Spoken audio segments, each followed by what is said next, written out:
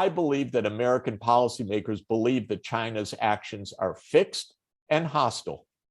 That's how we act. We even say it in our security documents that China and Russia want to shape a world antithetical to US values and interests. You know what I say to that? Nonsense. Because going to China several times a year for the last 30 years, it's not true. What China wants to do is be prosperous, powerful, capable, secure, just like we do. They're not interested in shaping a world antithetical to our values and interests. They're interested in their own well-being. And their own well-being is enhanced by cooperation with the United States, not by confrontation with the United States. If we take as given that they're out to destroy us, okay, we'll end up in a non-cooperative arms race. But if we actually realize how big the gains from cooperation are, we'll end up in a better place. I think what's really going on, though, is something more basic, which is the US has high anxiety about China's economic rise. And the reason is mainly that China was poor 40 years ago. Now it's not as rich as the United States, but it's had a big increase in the economy. And because there are 1.4 billion people in China, more than 4 times the American population, that looks threatening to Americans. But it should not be, it is not threatening per se, it just looks threatening. And there's a basic misunderstanding. And this graph, I think, can help to explain what's happening. It's a little bit busy, and let me just describe. These are the shares of the world economy of different regions. So the United States is the blue line. Back in 1820, at the beginning of this graph, the United States was a couple percent of world output. By 1945, we were 30% of world output. Victorious in World War II, industrialized, powerful, and we felt we're pretty invincible. We're the biggest economy in the world. And that's the blue line. But since 1952, our share of the world economy is diminishing because other countries are developing, especially in Asia. The green line is Western Europe. Western Europe industrialized even before the United States. The UK was the first industrial economy. And so Europe had a bigger population and earlier industrialization. And that's why in the 19th century, the British Empire ruled the world. But Europe also had a relative decline.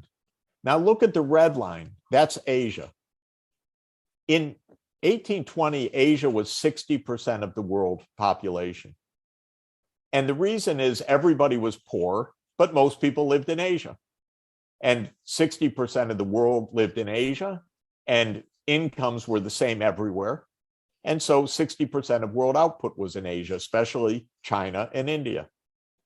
Then Britain industrialized, and with an industrial navy and army, it went and beat the hell out of the rest of the world and conquered India completely by 1857 and invaded China in 1839 in what historians call the First Opium War, burned down the Summer Palace in the Second Opium War, and basically used its naval superiority to dominate the world economy.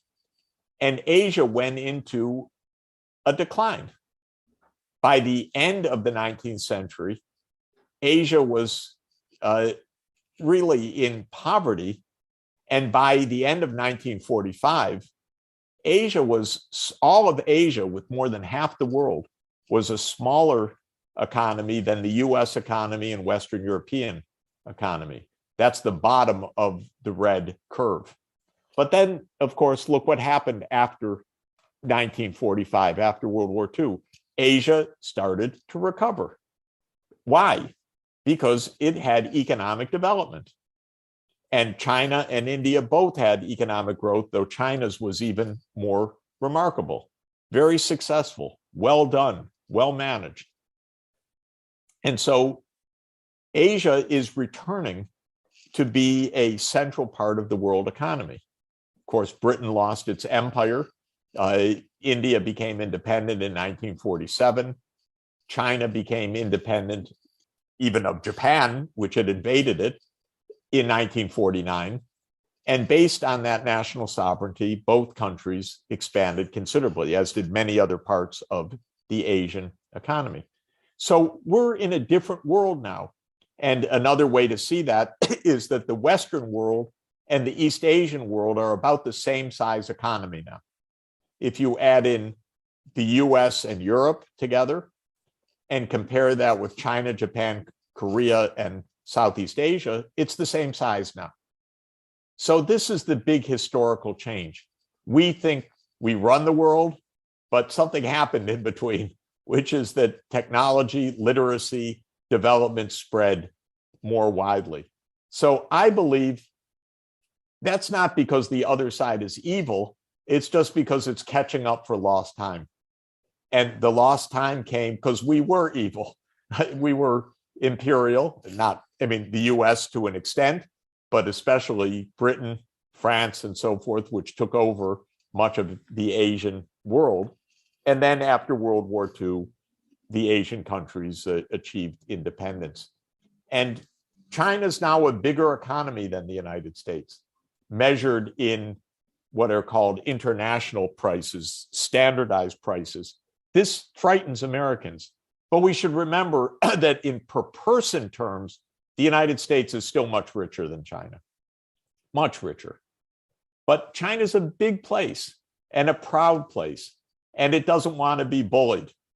And I say that's fine from my point of view. We don't have to bully China. China doesn't have to bully us. We need to reach the upper left-hand quadrant of our two-country game. That is cooperate, cooperate. Now, there are many issues of cooperating.